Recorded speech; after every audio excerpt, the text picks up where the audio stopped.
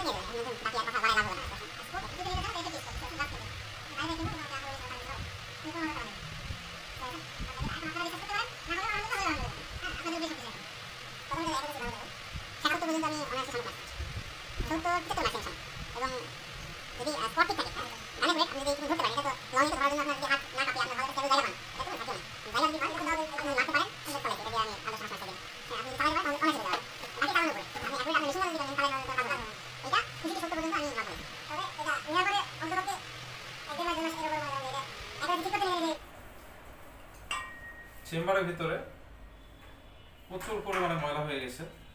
এই চেম্বারের ভিতরে আগে ময়লা ক্লিয়ার করতে হবে, তারপর ওয়াশারটা চেঞ্জ করে দিতে হবে। ওয়াশারটা নিচে একটা, এটা আপনার নতুন washer, SDB sniper original washer. আর এটা পুরনো ওয়াশার, এটা সাইড থেকে ফেটে গেছে, এটা চলবে না, এটা বাদ। পিস্টনে ওয়াশার উঠবে, এটা ক্লিন হবে। ব্যারেলের ভিতরে ময়লা জমছে, ব্যারেল ক্লিন হবে, ব্যারেল ওয়াশার চেঞ্জ হবে। তারপর আলহামদুলিল্লাহ ক্রনি টেস্ট করে চেক করে দেখা যাক যে কি অবস্থায় আছে, দেখা হবে ইনশাআল্লাহ। স্কিপ করেন, না হলে আমার কাছ থেকে কিন্তু নেয় এটা। হ্যাঁ, এটা নিয়ে আসছে একজন, নিয়েছিল আপনার ময়মনসিংহ জফরগাঁও থেকে। ওই যা নিয়ে আসছে ও সেকেন্ড হ্যান্ড। আমরা এই গানটা মেরামত করে ঠিকঠাক কমপ্লিট এখন চেক করব যে আগের যে প্লেটটা ছিল প্লেটটা বের হয় কিনা আর হিটটা আসে কিনা।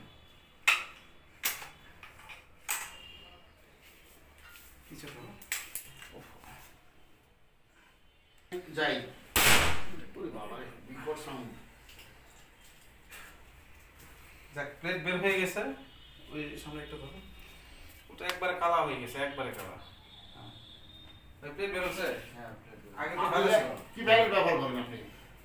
হ্যাঁ এটা না ইন্ডিয়ান প্যাকেট ব্যবহার করেন, ইন্ডিয়ান এই ওটাকে কথা দিয়ে একটা প্রশ্ন করি, আগে কি কন্ডিশন ছিল আপনার কাছে? আগে খুব একটা ভালো ছিল না। এখন আমি আপনাকে এফপিএস ও টেস্ট করে দেখাই দেবো, বুঝতে পারছেন? যেহেতু আপনার আগের একটা এফপিএস ছিল, কয় জুলে মারছিল? 5 জুলে। এখন এই জুলটা কততে আসে, বুঝতে পারছেন? ধানের অ্যাকচুয়ালি জুল কত, 12 না 17? 16। 16 জুলের ধান এটা। হ্যাঁ। আর এটা হলো আচ্ছা, এটাতে একটা প্লেট দিয়ে দিই, প্লেটটা দিয়ে দেন। তারপরে ক্রনিটা একটু চেক করে নেব। মোবাইল দিয়ে চেক করা যায়। এই যে এটাও নেবেন, মানে দুইটা হিট করবেন, বুঝতে পারছেন? এই একটা নেন, মোবাইল আর আমি ধরি, পরে তো ক্রনিটা আসলে উড়ে চলে যাবে। হ্যাঁ, একটু ধরে দেবেন।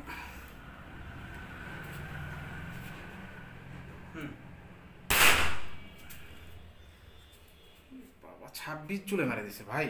হ্যাঁ আগে ছিল 5 জুল, এখন মারা দিছে 26 জুল। ইয়া স্প্রিং কি চেঞ্জ করে দিলেন?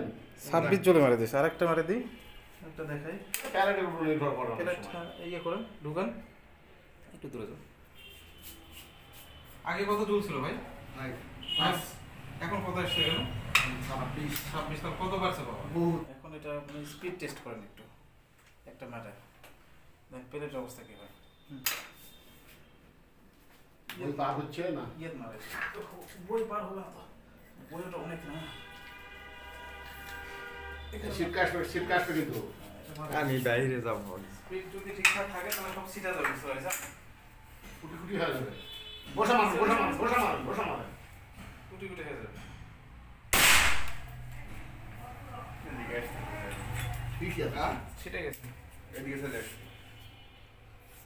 এই যে এখানে আছে ছিটে, ও ছিটে গেছে। এদিকে আস। না ঠিক আছে, স্পিড ঠিক আছে। আপনার স্পিড ঠিক আছে, বুঝতে পারছেন?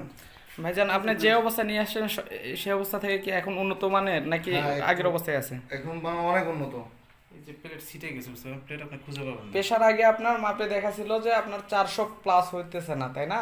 হ্যাঁ। আর এখন মোটামুটি 800 প্লাস করে দেওয়ার চেষ্টা করলাম আমরা সফল হয়েছি। তবে আপনার